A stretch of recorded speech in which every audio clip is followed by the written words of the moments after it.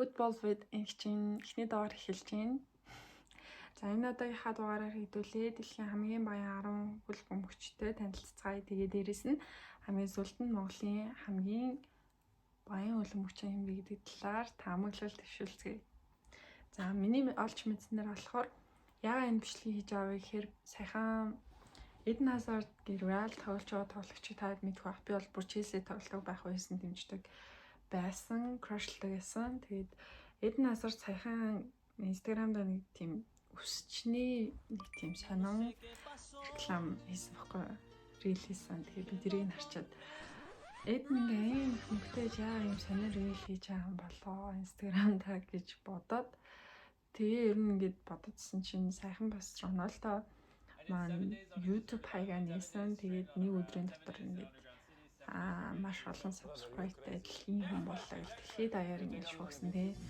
Тэгэл TikTok дээр ч гэсэн саяхан нэгдсэн байгаа. Тэгээд ер нь яагаад ингээ манай топ хөл бөмбөгчүүд яагаад энэ social media айгу ингээд тий огцон турж харж ирээд янз бүрийн бичлэг хийгээд байна вэ гэд надад айгу сонирхолтой санагдаад тэгээд тамирчид тоглохынхаа одоо тий тоглогчийн гэрээнээс гадна ямар бизнесүүд эрхэлж хөрөнгө оруулж мөнгөө хэрхэн зарцуулдаг вэ гэдэг талаас нь хэр хэмжээний хөрөнгөтэй вэ гэдгийг нь жоохон судалсан байгаа. Тэгээд хэдүүлээ дэлхийн хамгийн баян 10 хүмүүстэй хөдөлмөрчтэй танилцгаая. 10-т болохоор миний саяны эргэлзэж энэ асуудлыг хүндсэн шалтгаан буюу Эден Хазард авсан байна. За Эден нь бол Nike-ийн нүр царай хийдэг хөлбөмбөгчнийхөө гэрээнээс гадна болохоор 100 сая $100 гэж байна. За 9-т болохоор Андрес Иньеста гэдэг одоо Испани хөлбөмбөгч маа 120 сая $100 хөрөнгөтэй хөлбөмбөгч маа.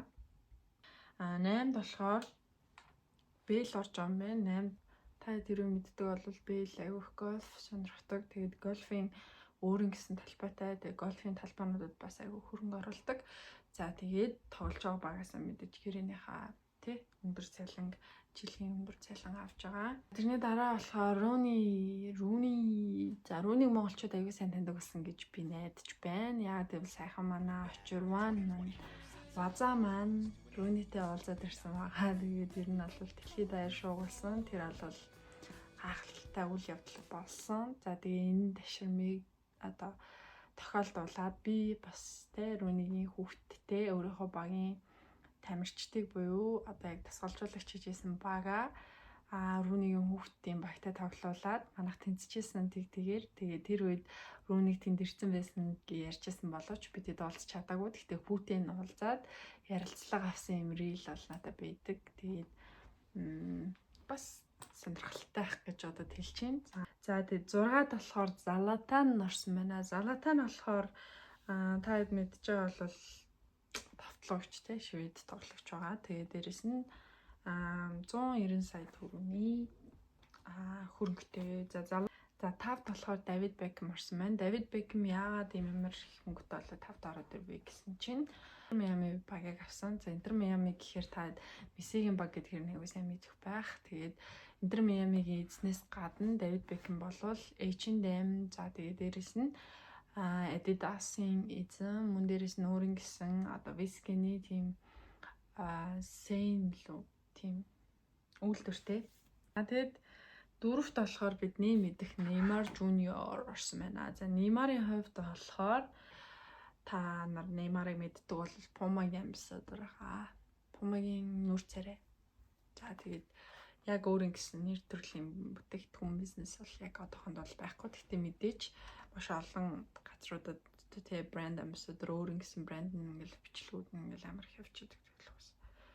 Энэ бол ойлгомжтой байх гэж би бодож байна. За 3-т бол Лионел Месси орсон байна. За энэ хоёрын голд би бол Эмбапегаас байгаа гэж би бодож байна. Гэхдээ яг миний яг судалсан энэ одоо хайлтанд донд бол Эмбапе байгаагүй 3-т. Гэхдээ миний хувьд бол Эмбапе яг энэ хоёрын голд байх хэрэгтэй гэж би бодож байгаа хгүй. Яагаад гэвэл Эмбапе ч өөрөө айгүй залуухан гарч ирээд нэтворк нь амар өндөр байсан. Тэгээд дээрэс нь Nike болон Dior-ын нүр царай хийдэг учраас би бол Эмбапегийн хоёрын голд байгаа гэж бодож байгаа шүү.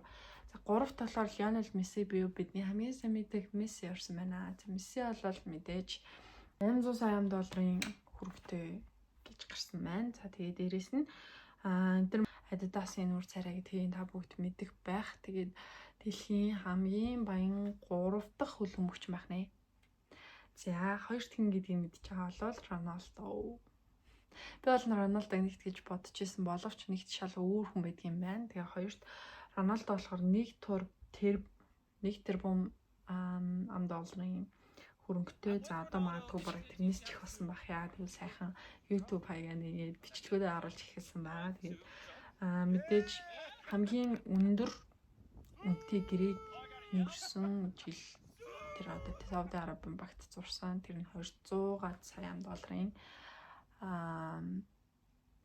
үнэтэй гэрээсэн. Тэгээд дэлхийн хамгийн үнэтэй хөлбөмбөгч болсон байгаа. Та мэдж байгаа бол за тэгээд хамгийн баян хүнээр би та Фаг Болках гэдэг энэ болохоор Брунейн ханхуу юм байна. Тэгээд мэдээж хөлбөмбөгчөн тэгээд 20 тэрбумын хөрөнгөтэй гэж харддаг. За мэдээж энэ бол өөрийнх нь хөрөнгө биш.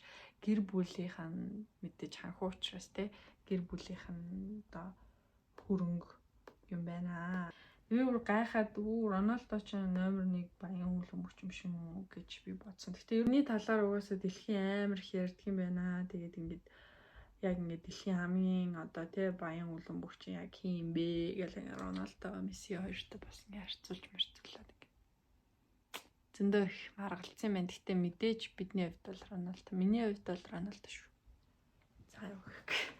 Энэ л амар сонирхолтой. Тэгээд яг байсан байх гэж бодож байна. Миний хувьд бол нэг стори хийсэн байгаа.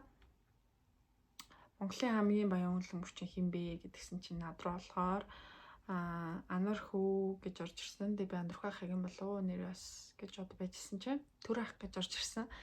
Түр ах болохоор тийм машины бизнес эрхэлдэг гэд бүр зөвхөн хүнээс сонссон шүү. Гэхдээ би сэмтгэн тэгээд Түр ах юм болов уу гэж бас бодож байсан чинь руу бичээд ороод ирсэн. Юу яриад байгаа юм бэ? Гамбай штэ гэд. Тэгээ бидний хувьд бол яг хөлбөмбөгөөрөө тоглоод хөлбөмбөгөөрөө маш их мөнгө хийж байгаа. Баян тамирчин болол Гамбайр юм билээ. Тэгээд Гамбайр маань одоо яг transfer market дээр ойролцоогоор 720 сая төгрөгийн үнэлгээтэй одоо тий байгаа. Монголын хамгийн одоо тий үнэтэй тамирчин баян тамирчин гэж бодож байна. Хичээсэн Монголын хамгийн баян хөлбөмбөгч болол.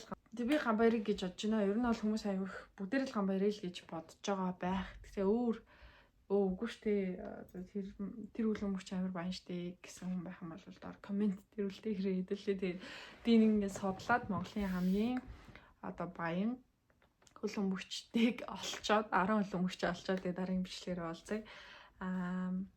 Та хэрвээ мэдчих юм бол доор комент хэсэгт үлдээгээрэй. Тэгээд сонирхолтойсэн гэж найдаж байна. Тэгээ би нэг удаан бичлэг хиймээргүй байгаа болохоор ингээд дуусгая гэж бодлоо баяртай. Comment and subscribe.